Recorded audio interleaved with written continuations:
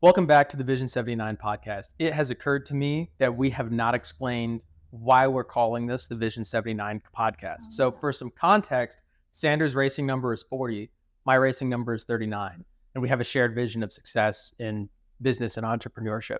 And this podcast is to document our progress along the way. So this week, it's week 3. Today's March 3rd. And this week, we updated our cost estimate analysis to try and get our numbers down. We hit a new routine and rhythm for social media posts. We're getting our uniforms completed today for our business, and we're preparing to sign an NDA with a new business partner. And I think that's pretty good progress for this week. How do you feel we've hit our goals this week? I feel good. I think that there's been a lot of progress in the Excel, and been some good work done on the posting for Vision 79 in terms of like shorts and posts and stuff like that and keeping up with that sort of thing. I'm happy with the work we've been able to do at the bar. I think that I got a little bit caught up with some odds and ends during the week. Just being here, having to do whatever work, housework, random stuff. But I'm happy with the progress. I'm happy. I'm glad that we were able to figure out what to do with the product that was baked for the party that we couldn't dispose of. Yep.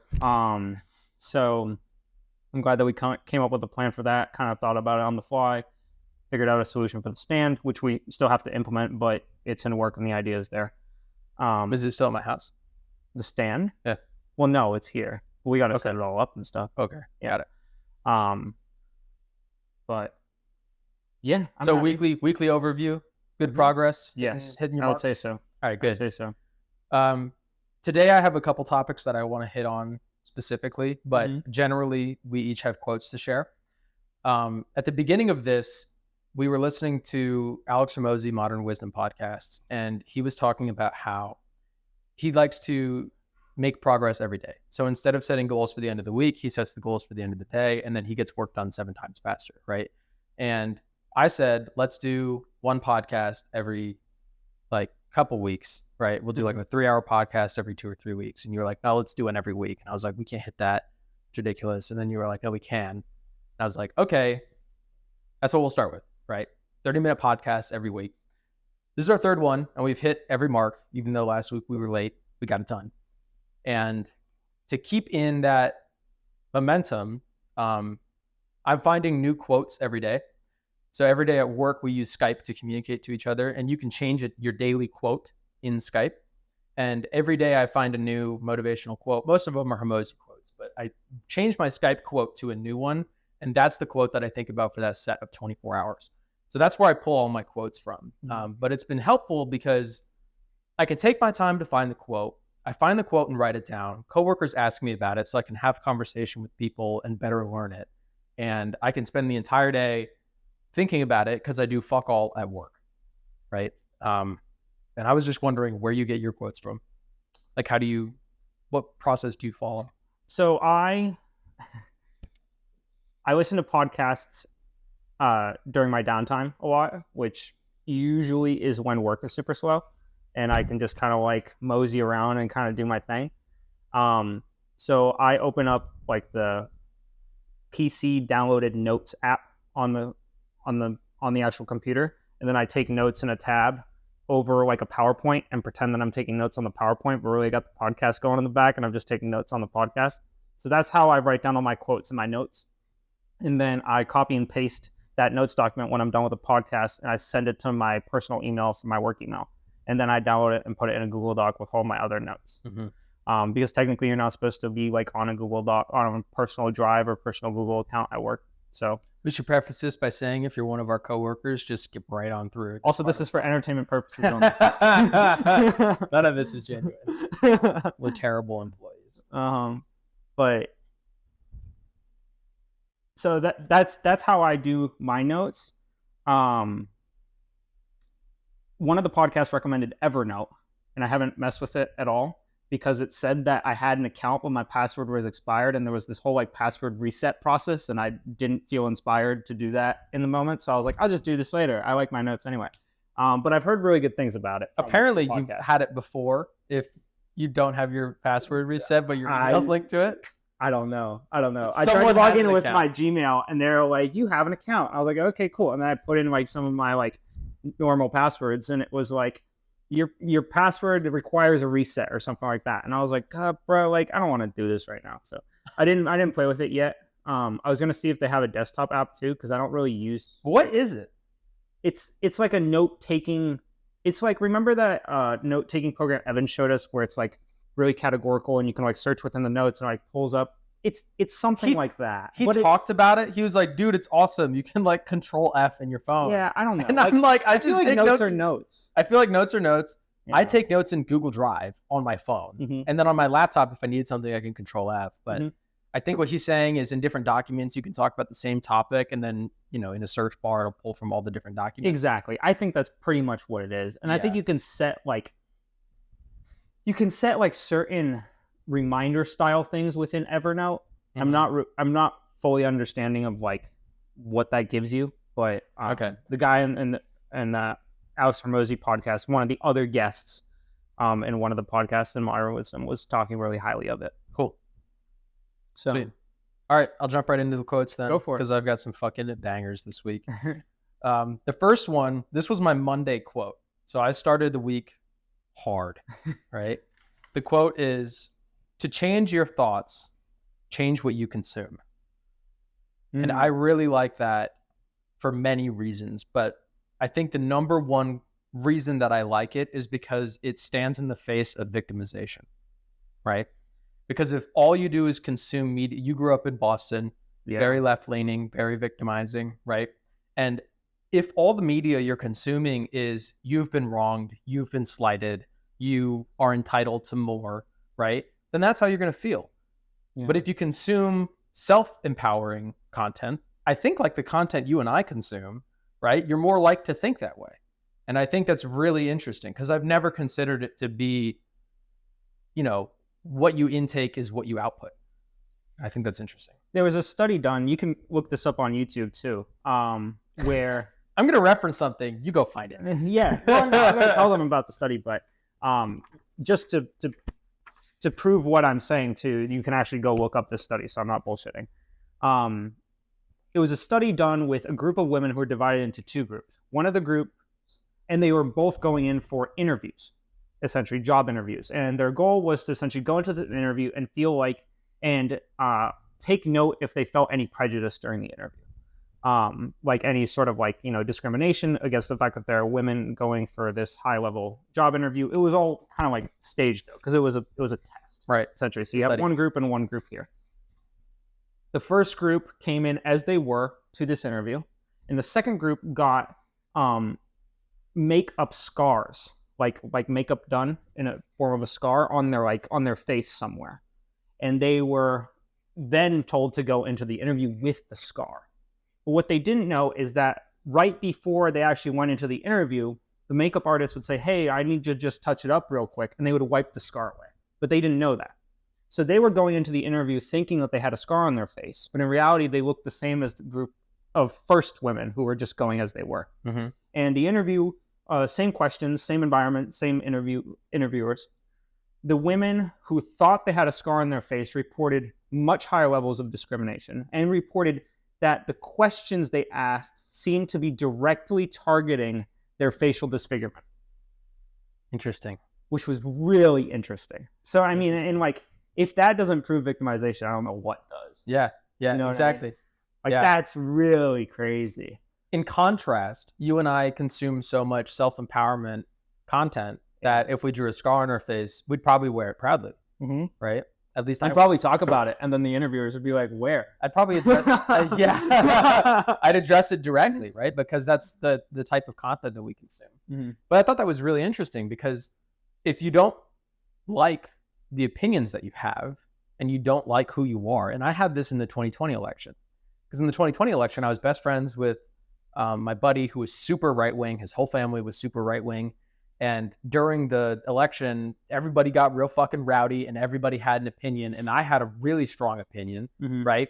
Because I hung out with my buddy all the time. And I reflected after the election. I was like, hey, how come every conversation I have with someone ends in argument?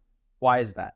And I did some self-reflection and I was like, oh, it's because I make every fucking conversation about politics and that's polarizing. And why do I want to have a conversation with someone if there's a 50-50 chance that they either agree and don't care or disagree and hate me? Like, that's just a way to make enemies, right? And so I changed what I consumed and I stopped watching the news in the political front. I stopped reading all the articles and I stopped caring about it because what I was consuming was changing how I thought. And I didn't like the way I was thinking because I didn't like the interactions I was having with people. So I stopped consuming it. And I think largely it's given me the ability to step back and look at the bigger picture and think I don't really care about this. And at the same time, it's really bolstered my interactions with people. And that's a real world example of this quote working. Yeah, 100%. My first quote kind of ties into the idea a little bit from a different angle, too. It's the same quote. No, it is not the same quote. If they don't have what you want, don't listen to what they say. There's no greater waste of time than justifying your actions to people who don't have the life that you want. I love this quote because it kind of ties back into week 1 of this podcast too, where we talked about how, at least I used to feel more recently how I had to justify my actions to the people around me. And you said you felt like that when you were a lot younger. And so I found this excerpt from one of the Alex Hormozy podcasts that I listened to through Modern Wisdom. And I really liked it because it tied back into that. And I feel like it's so true. And I've recently started to cut out some people in my life just this past week that I've had in my life for a long time that I no longer see value in dealing with anymore. Is that why you don't hang out with me anymore? No, that's not true. No. Other people. And it's because I've just realized that I've given a lot of my time and effort to them, helping them grow, and they haven't put in change, and all they do is complain and sit where they are. I know who you're talking about. Yeah. They know who they're talking. They know who you're talking about too. Yeah, they do. And they know who I'm talking about because it's true, and they don't want to see it. Right. And that's their own fault, right? Mm-hmm. And I sent them a text message this week because they texted me like 4 or 5 times about like random shit. Mm-hmm. And I sent them a long text message, and it was essentially like, I can't spend my time helping you anymore. I've done it for years. I've put my leg out. I've given you countless different methods to help yourself improve. And you can't expect to just do the same thing you've been doing and expect a change. In order to generate change in your life, you have to change something about yourself. You have to change an action in order to change an outcome. Right? I'll make a prediction here, and I'll say that to reflect on my first quote, they consume a lot of victimization content, and they're going to view your long text as being super self-righteous and super full of yourself. They responded this morning. I haven't read it. That I can almost guarantee, and I could be wrong, when you read it, they're going to say, get off your high fucking horse. Mm-hmm. You're not all that, Mr. King of the fucking hill. Yeah, don't parent me. Exactly. Yeah. I think that's what they're going to hit you with, right? Yeah. Last week they hit me with a don't parent me thing, and I messaged them back, and I was like, I said, every single person needs a parental figure, whether that's a friend to help guide them, whether that's an actual parent, whether that's a person you listen to in a podcast that has ideas. Like, you need someone that's up there to bounce ideas off of, or to kind of help you think. Everyone does, right? We have podcasts that we listen to. We have each other that we talk to for ideas and stuff like that. You know, your girlfriend Grace, right? You have someone that you bounce ideas off of consistently, not like a parental figure in the sense that like they're above you, but like a parental figure in the sense that like they can talk to you face to face and give you really honest, upfront advice, right? And until people realize that everyone needs someone like that to, bounce ideas off of, at least I think so. And until they realize that, they'll be stuck in the rut that they're in. I'll hit you with a different perspective, which is when you're complaining to me about something, right? Mm-hmm. A situation. Sure. I have no money. Do I liquidate everything I own? Sure. Right? Yeah. Before I speak at all, I always ask you, do you want me to listen to you or do you want my advice? Yeah. Because something that I really hate is unsolicited advice. If I'm just sharing an issue that I'm having, it doesn't necessarily mean that I want the person I'm talking to try and solve it for me, right? I'm capable of solving it, thanks. Sometimes I appreciate a different perspective and I'll take some advice, right? Mm-hmm. So every time you're talking to me in a sense like that, I go, do you just want me to listen? Because I'm happy to. Yeah. I'll get riled up and I'll get upset about it with you, or I'll tell you that I think you're being silly and you should calm down about it. I think I always choose advice. You do, right? Yeah. But I ask first because I don't want to be putting my nose where it doesn't belong. And I don't want it to seem like I'm parenting you because it's unsolicited, right? And I think you always ask for the advice because you're solution oriented, right? Whining is just complaining with no solution, right? You don't whine. You identify problems and try and find solutions. Yeah. These people that you're cutting out of your life whine. Mm-hmm. They have problems and they're not looking for solutions. They just want your pity. Yeah. So when it doesn't help. When they complain to you and you offer advice, it hasn't been asked for because they don't want it. And in your mind, you're thinking, don't you want a solution? This is what I would want. Here's a solution. You've been struggling with this for years. Why do you want to continue struggling? And in their mind, they just want you to cry for them. Right. That's it. Which is I'm not going to do because I find it a waste of my time. And I find it a waste of their time too. It is, right. And you don't always have to be in a position where you want advice. Sometimes it's okay to just complain and vent, right? Yeah.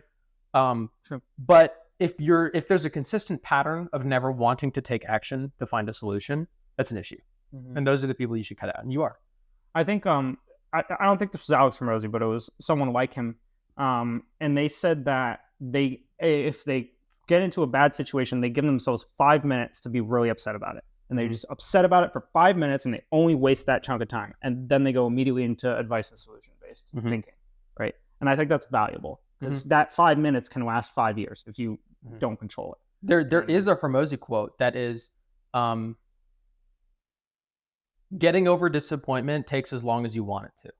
Yeah. So you can be upset about something for as long or as short as you want to be about it. Because at the end of the day, it's all in your head. Right. And you can be upset about it or not. It's up to you. 100%. And some people who consume self-victimizing content want to be upset about it. They like feeling that way. They want to feel that way because the world is unfair and they can't be wrong. And in that case, they like to feel bad about it. And they feel bad about it for a long time. Very true. And that's not self-harmonizing in my eyes. That's not what I want. That's not the life that I want to live. But it's not my life. And if they want to have that life, that's okay. I don't want them in mine. Exactly. My second quote is, it's a wonderful feeling when you share something you've been ashamed of with the world and realize no one cares. And when I went through a really bad breakup a year and a half ago, I was 2 years ago. It was a while ago. I closed myself off from the world. I was really reclusive. I didn't talk to my friends. I didn't talk to my family. I just worked out 5 times a day, didn't eat, because if I laid in bed on my own, I couldn't fall asleep and I was depressed. Yeah. But if I had worked out 4 times a day and didn't eat, I'd be exhausted. I couldn't stay awake and I would have to fall asleep. That was my hack. Not recommended.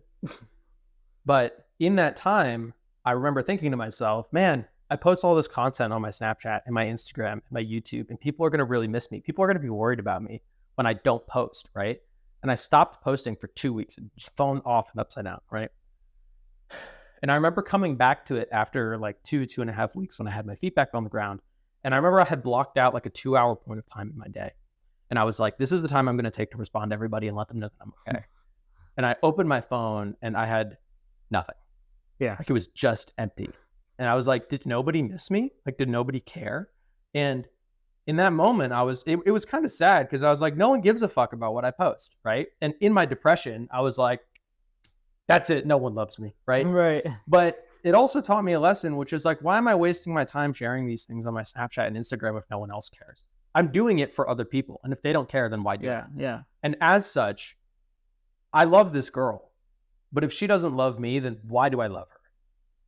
Like, you should love talking to somebody because they want to talk to you. And if they don't want to talk to you, then why would you like talking to them? It's a back and forth.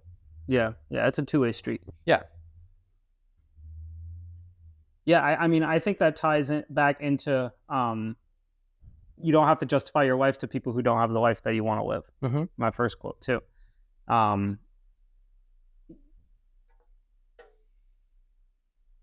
thinking. It takes me a second. It's okay. Don't hurt yourself. I'll try my best. I'll keep going. Such a blank. I'm so sorry. It's a good quote. My mind just. It's a good quote. Just like, oh man, hold on. It's a good quote. It's well rounded. Essentially, it's just like people don't fucking care about you the way you think they care about you, right? People aren't watching you. Right. If you fuck up, if you're ashamed of something, if you do something wrong, it's all in your head because no one cares. And likewise, when you succeed, it's all in your head. No one else cares. No one else really gives a fuck, right? Yeah. Unless they're close to you in your life and they really care about you. Strangers and people on the street, or even friends that you don't hang out with every day, don't give a fuck. Yeah, yeah. I think that's really powerful and cool too. Like if you're going for something and you're going for success and whatever, like that, you have to have that self motivation, and because you have to generate that self motivation, it will carry you that much farther. Unless instead of justifying your actions within other people. Yep. And there are two ways to look at it. There's the I'm alone and no one loves me and no one's looking and no one cares and I should kill myself perspective, which is the victimizing perspective. And then there's the I have a huge opportunity to not be afraid of failure, because if the only person who cares whether or not I fail is me, and I decide how long I'm disappointed about that failure, there's no reason to not go for it. Right. Right. So 100%. Yeah. Very cool. Rounds out that quote. Yeah. My second one is winner's mindset sits between two uncomfortable but surface level contradictions: extreme paranoia in the present and unshakable faith in the future. The tension between the two makes someone hard to beat today and hard to outlast tomorrow. The cynics get to be right and the optimists get to be rich. I really love that quote. I like the paranoia of today and like unshakable faith of the future one, because I had a fucking argument with my parents the other day for like 35 minutes because I was talking about how I'm excited to move out and quit my job and start this thing. And I was telling my mom about the meetings we've been having, and she didn't understand. They don't get it, right? And they don't have a will to get it. They don't care. So I'm trying to explain it, and it's not being met with understanding. It's being met with like an additional layer of criticism, right? And to their credit, some of the questions they were asking were valid, right? And I didn't have an answer. And their response was, if you don't have an answer, you shouldn't do it because it's a lot of risk. And my response was, I know that it's going to end up okay. I just don't know how I'm going to get there, right? But I'll never get there if I don't start. Yeah, 100%. And so that like the paranoia about today is like, I don't know how it's going to happen, but I know where I'm going and I know how I'm going to get there. Yeah. Right. Yeah. We're entering this corner side by side, going too quickly. Somehow we're getting through the corner. Yeah, it's true. Something that kind of links to the extreme paranoia in the present part too is that Alex Hormozi talks about how it's pointless to underestimate your competition, because you get nothing out of underestimating someone. Because if they truly are not as good as like you or your team or whatever, then you'll win out, right? And it doesn't really matter that you thought you were going to win anyway, because you're going to win out. But then if they beat you, then you were just expecting to crush them, so you didn't prepare yourself and whatever, right? Does this kind of make sense? Do you know the story of the F-15 Eagle? No. So I think it was the 1980s, the Cold War, I think was closing out or coming to an end. And Russia had just announced this plane that they called the Foxbat. And it was the most capable jet aircraft of the time, right? Brand new turbojet engines, these huge intakes on the side. If you pull up a picture, it's a nasty looking jet. It's one of the coolest looking jets still to this day, right? It could go like fucking Mach 3, and it had all this weapons capability. Its flight envelope was huge. Like everyone was terrified of this jet. And as the Cold War is closing out, every U.S. citizen is freaking out about this new jet, right? Because it's horrific. It's terrifying, right? It is the world ender. They have air superiority in Russia, and they can fly it over here and do whatever they want to us, right? And so the American engineers immediately started building their own jet, right? This is the jet that Miklo worked on. He built the compressor for the F-15 to go supersonic at sea level. They started building and designing the F-15, which is arguably still one of the most capable aircraft to ever be built, right? They built this jet to meet and exceed every criteria that the Foxbat could hit, because they wanted it to beat it comprehensively, right? They build this jet. It's a fucking killer, right? Still to this day, I think its kill-death ratio, it's like 150 successful missions to 0 shootdowns or something like that. I don't actually know if that's true, but from what I recall, it's 100% success rate, right? Terrifying aircraft. I met the chief test pilot for Northrop Grumman, and we were asking him, what's your favorite jet that you've ever flown? And he said, I've flown a lot of public aircraft. I've flown a lot of classified experimental aircraft, but there's no feeling to doing a vertical launch in an F-15. Because F-15s, he's launched out of commercial airports in F-15s before, right? Mm-hmm. They just have to scramble and get going. And when you launch out of a commercial airport, you're launching into commercial airspace, but you have to fly above commercial airspace. So you have to get through it as quick as possible, right? So when you launch, you go straight up, and it's like a fucking rocket, just going straight up. So you pull up, and immediately it's like 6 Gs pushing down on your chest as you're flying up. And he said there's no better feeling than having more horsepower than the entire starting lineup of the Indy 500 in your left hand. That's how cool this jet is, right? Yeah. Eventually, I think it was in the 90s, maybe, a Russian airman defected from the Soviet Union or Russia, I can't remember, in a Foxbat. And he landed with no clearance in a US-controlled airport, right? Popped the hatch, hands up, was like, I'm here to defect. I don't want to be in Russia anymore. America accepted him, and they took the Foxbat, and they were like, finally, we can actually take a look at this jet and see what it's all about, right? It was nothing that the Russians had talked about. They had way over promoted. It was heavy. The flight envelope was terrible. The fuel efficiency was awful. The range was terrible. It couldn't fly. You know how the Bugatti Chiron can do wide open throttle for like 10 minutes before it dies? This plane can fly in fight formation, right? Which means like full on air maneuvers or something for like 6 minutes before it has to refuel or something like that, right? Not capable at all. Super heavy, couldn't go the speeds it was supposed to, couldn't carry all the weapons arsenal it had, needed constant repairs because it was falling apart, right? And this wasn't like a bad representation of this jet. Like this was one of the good ones. Yeah. And the Americans were like, holy fuck, what have we done? Because we've way over-engineered the F-15. Like the Foxbat was supposed to be here, and the F-15 is here. And it turns out that the Foxbat is way down here. So we accidentally have the craziest fucking aircraft to ever be built, right? And from then, they were like, I bet we can make it not show up on radar. And they built the F-22, yeah, right?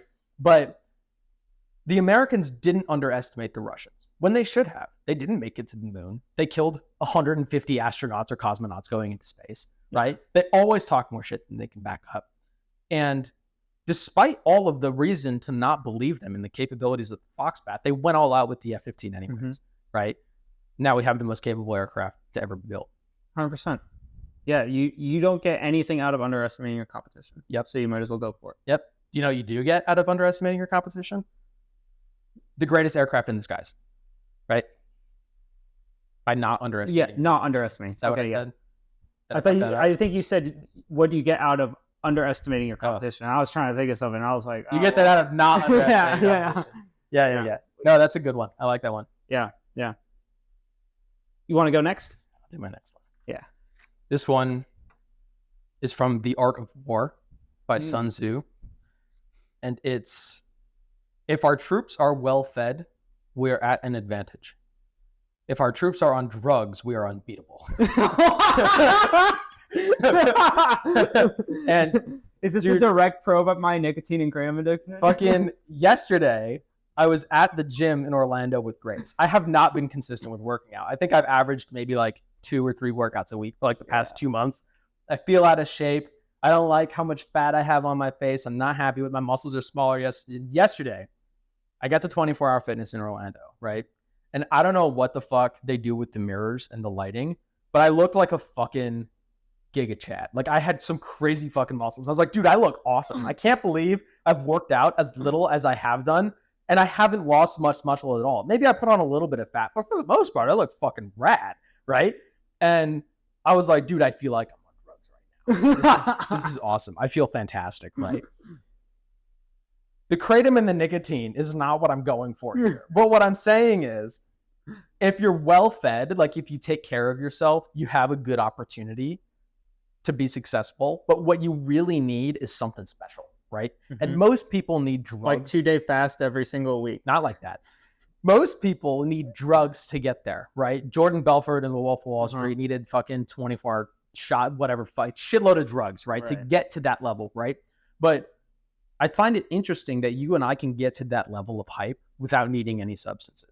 Like we can just sit down and talk about the things we want to do, and by the end we're like bouncing off the fucking walls, sober. Yeah, and I think that's interesting. Yeah, and I think that's ultimately more powerful too. Yeah, I agree. Which is part of the reason why I'm trying to quit nicotine, is because I don't want to like have that influence be a consistent thing in my life. I want to be because I know I can bounce off the walls regularly. Like I don't need something to get me there, right? Because I've done it before and I did it for years, right? Yeah, I like the Zins every once in a while. Yeah, I think me too. Fun. Yeah, exactly. Yeah. That's where I sit with it. I like maybe one Zin a week, right? Yeah, I could pop one on the ride down to maybe while we're working at the bar or something between baking when I'm like tired to just get buzzed up a little bit, right? But 15 a day is a fucking lot. That's a lot. I started at 11 a day like a week ago today, and today I will be at 5 today. And I haven't had one yet. Yeah. It's crazy how we went from like not doing any nicotine. Like we tried Zins once. Yeah. And that was and like... we were both like, this is shit. We don't like it. We were like, this is terrible. And that was like 3 weeks ago. And since then, you've adopted a crippling nicotine addiction and are fighting it. Like it just the bell curve of nicotine is like fucking like... It just hits like so fast. 3 weeks of your body has gone 23 years no nicotine, and then all of a sudden it's like bam, like off the charts, way too much, and now you're like starting to wean it off. I'm like doing 3 6s at the same time. You can never try cocaine, never, right? I know. If your addiction, just the addictive personality is so bad that you get hooked on fucking Zins of all things, right? Jesus Christ. It also probably doesn't help that you have the packs, because I only ever have Zins when I bum them off you. So like I have one like once a week because they're not there, right? I mean, but it's so convenient. If like, you can hide it too, which is the other thing. Because you could do it at work and be fucked out of your mind. Entertainment purposes only. You could do it at work. Hypothetically. Right? And like, no one knows. No one cares. I think it's more difficult to fight when you have them in your pocket. Like honestly, I think if I had a packet of Zins in my pocket, I probably wouldn't do them once a week. I'd probably do them once a day or twice a day. Yeah. Or 5 times a day or 7 packs a day like you're doing, right? Right. Like it's more difficult. But I think that honestly, towards the tail end, if you're not kicking it, right, you should give me the pack, and then you can only have Zins when I'm around, and then I can control how many you get. Yeah. Sure. Because I have stuck to my limits though. I mean, there were several days where I ran out at like 3 p.m. It was on the work days because at work I get so fucking bored, right? And I'd hit my limit at like 3, 4 p.m. And so I'd have to deal with 4 p.m. until like 1 a.m. with nothing. And those I was like, fuck, like I fucking don't feel great right now. Like this sucks. And I just pushed through it. From a drug. Yeah, I just pushed through it, I mean, you're such a hero. But, it was similar to like the Kratom withdrawals when we did our cleanse. Definitely not as bad, but you just get through it and keep doing your thing and whatever. Yeah. So yeah. What's your next quote? Last quote. Yeah. Well, learning isn't a spectator sport. It comes from doing. This means if you aren't learning the stuff you should be learning every day, you are just spectating and procrastinating. And I think this is really valuable because a lot of smart people actually that, work engineering positions and stuff like that talk about learning. Right? They talk about figuring out how to do something. They talk about taking this online course. They talk about starting a business or having an idea or stuff like this, right? But they never do the thing. Like they never get online and like do their course, or they never like just start something about their business, even if it fails. Like it doesn't cost any money to just start. You can start anywhere, right? And so many people would rather talk about it and just think that they're doing something rather than actually go for it and achieve. I think one of the reasons I never really felt that I fit in college, especially in engineering, is that a lot of the work is like, dude, just sit down and do the reading, right? And to say, sit down and do the reading is really easy. But it is and has always been really difficult for me to sit down and read informational text. Yeah. It's so goddamn, I can't pay attention to more than one sentence. I never have, right? Studying for the SAT, the only way I could effectively study for the SAT was to do a practice test, get the problems wrong, and then look at the right answer. I never read any. My mom bought me practice books. I'm like, like a whole paragraph on here's how you tackle the English problems, right? I couldn't read it. I couldn't do it, right? So I just did practice test after practice test, and I just looked at the wrong answers, and I figured out how to best guess the right answers. And plot twist, that's how you ace the SAT. is you just learn how to guess. You don't learn how to do it. You learn how to guess, right? And all through college, it was sit down, do the reading, sit down, do the math, sit down, do the homework. And that's not how I learned. Like I learned by doing. Always have, always will. I have to be doing it and seeing it for it to register to me. And I genuinely believe that people learn in different ways. And I think that a lot of engineers and a lot of our professors learn by sitting, reading, and conceptualizing. And I don't learn that way. And I think the reason you don't see many engineers in big business is because they like sitting and reading and conceptualizing. And to them, success is when you have learned it. For them, they can sit, read, conceptualize, and learn from their chair. But for me, I have to go and do to learn to hit success. So I can't do it sitting at home. I have to go try it. And that's the only way I can learn. Yeah, I hear you. I hear you. I think you get a lot of people. Well, let me rephrase. You get a lot out of just putting your nose to the grindstone and going for something. And a lot of people, I don't think, realize that. You know, like if you, like, let's say my car is broken or whatever. Actually, I actually had to fix the Miata yesterday because it broke again. So my brakes are so bad. Yeah, so I spent like half an hour or 45 minutes screwing with the Miata because I had to warm it up to get this issue to come up because it was a cooling fan issue. My cooling fan wouldn't turn on again. So it was just running off the auxiliary. And so I remember I knew where to look and how to approach things this time. So I pulled out my power probe and I sent power to the fan, make sure the fan was turning on. I put a voltmeter up to the connection point to see if I was getting power signal from the harness, and I wasn't. So I knew that there wasn't any power going to the fan, even though there should have been. So then I went to the relay and changed the relay out, and that was the problem. So I blew another cooling fan relay. But, you know, the first time I did that, I had no clue what I was doing. And I could have sat there and, like, you know, thought about fixing it, or like, read the manual or something like that. Or I could have just gone in there and thought about it logically and be like, okay, this wire goes here and this one goes here, and this relay controls the wiring for that. So let me check those components. And then if it's not that, let me think about what else triggered this system. Oh, it could be the coolant temp sensor, because if the coolant temp sensor isn't telling the ECU to trigger the relay circuit, then it's obviously not going to send power to it. So maybe I'll check that, right? Like, you can just think about it logically and go step by step through it. Like, you don't, there's no point in sitting there wasting time thinking about how to fix it. You just go in there and start trying to fix it. And then if you don't find something, you don't find something. Then you can backtrack. But there's a balance between jumping into something without knowing anything. Oh, yeah, sure. Doing too much reading, right? Fair. Because my dad, for example, has read every book ever written on Jaguar E-Types, right? Yeah. The car still doesn't drive, right? On the other hand, Derek's RX-8 had transmission fluid poured into the brake master cylinder for 3 months, right? Yeah. So, like, there's a fine line between, just go in there and try and fix it, right? And I'm going to read about it and learn, right? So you read enough to get an understanding of where your feet are, and then you jump. Yeah. And a lot of people, I think, are just happy to read. Yep. 100%. So, yeah, I like that one. I have those are my quotes. You got one more for I us? have a closing remark to end it on. And I was watching YouTube the other day. Oh, before I jump into this, dude, my brakes are fucked. Like, if you look at the brake dust on my front passenger wheel, the wheel is black, right? It's very, very bad. So I can't drive crazy fast, because to brake in an emergency is like a 50-50 shot. It's actually going to slow down, or just fucking... We can carpool to Lewis's. Please. Like, I'm going to try and borrow my mom's car through this week, because it's that bad, before we can do the brakes next week. Okay. But it's not good.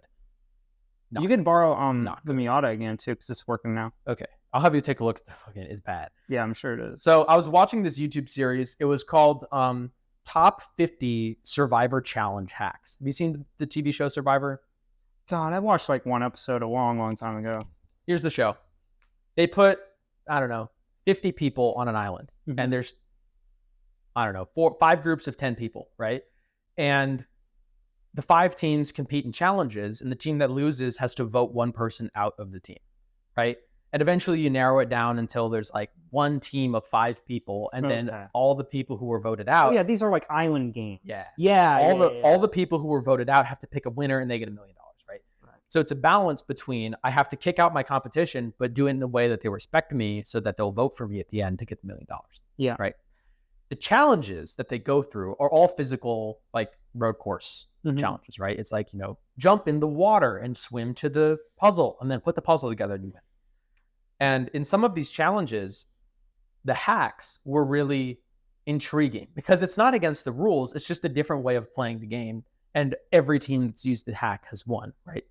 So one of the hacks was interesting. The challenge was you have to jump in the water and go to this grate underwater, right? And you have to reach your arm through the grate and grab a coconut and like push it. And then you reach your arm out of the grate, swim forward as far as you push the coconut, reach in and push it all the way down the end of the grate, and then pick up the coconut and then toss it into a basketball hoop, right? Okay. And there's 5 coconuts and there's 5 people on your team. This team, and every team has like a 20-year-old athlete, a 65-year-old retiree, and then 3 Nancys, right? Every team, they send one guy in, he pushes his coconut, and then he throws it. And then he comes back and the next person goes, right? This team, they had a competitive swimmer from high school on their team, right? He's like 25, but he still swims, right? And he was like, just stand up here, let me do my thing. And they were like, huh? And so he went down and he took extra time to push every coconut to the very end of the grate. And then he shot his and swam back. So that way, the next people just went to the end of the grate, picked up their coconut and threw it, right? So for the first half of the challenge, they didn't have any coconuts in the basketball hoop. They were behind. And then these people jumped in, swam to the end of the grate because it had already been pushed. The hard part had been done, and they just tossed it in, right?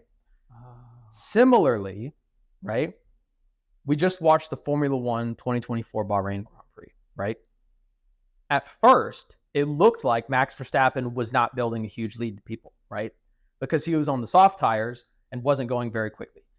Everyone else behind him were trying to pass each other and trying to get position. They were using the tires up, right? And so when I think George Russell got into second, he was like 4 seconds behind Verstappen, right? Which is pretty close. He could probably go for that gap and he could, close it. But in the first 5 laps, he had already used so much of his tires that they weren't going to last that long. And Max was just biding his time, right? So Max was playing the long game, right? And by the time George Russell's tires fell off, Max had more tires left, right? So he could go longer and he won the Grand Prix by 22 seconds, right? It's interesting to me how the survivor hacks and Max Verstappen work in different ways to accomplish the same goal, which is if you play it smart early on, even though it looks like you're not making advantages, it can pay off in the long run.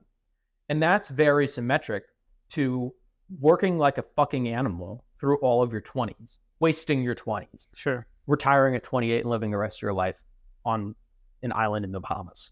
And I thought that was interesting. 100%. Agreed. Cool. What? No, I hear it. Good. I hear it. Good. Yeah. I thought you were going to have like a thought on it, but you're like, nah, it's good. It's okay if you don't. It was an interesting connection that I did. No, I think it's a good connection. And I think that a